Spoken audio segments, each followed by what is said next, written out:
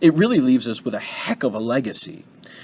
The federal government now has basically said, you know what, laissez-faire, we're not doing it anymore, not completely. We're going to try and kind of almost go back to that common sense Teddy Roosevelt square deal by making sure there's some regulation within the economy so people don't get hurt too much, so that things can't race out of control too much.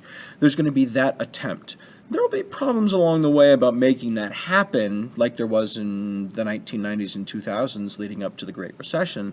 But for the most part, America's not going to be as laissez-faire loving as it was in the Second Industrial Revolution and Gilded Age and in the 1920s.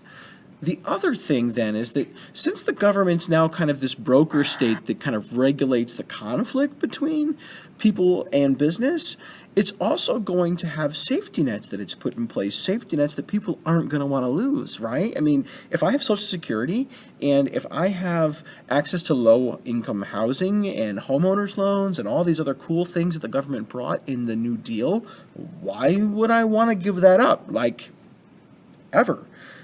So America's now going to see itself arguing not about whether the government should provide a safety net, but how much of a safety net the government should provide. Should it be a or should it be a really, really big one? And I think there's one last legacy to mention too, which is that with the New Deal, under the New Deal, public works stretch from coast to coast. This is a map, and it's only a partial map, of almost 11,000 New Deal projects coast to coast. Whether you're a fan of government regulation and intervention in the economy during tough times, or whether you're a fan of laissez-faire, you can't deny that modern America, where we live now, is the result of the government building our country, our modern country, during the 1930s New Deal Depression era.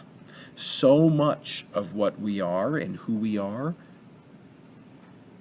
things that we drive on, drive over, drive in, learn in, get healed in, all these things come about in part because of the New Deal and government spending. So it certainly creates a long-lasting legacy that we see every time we're outside.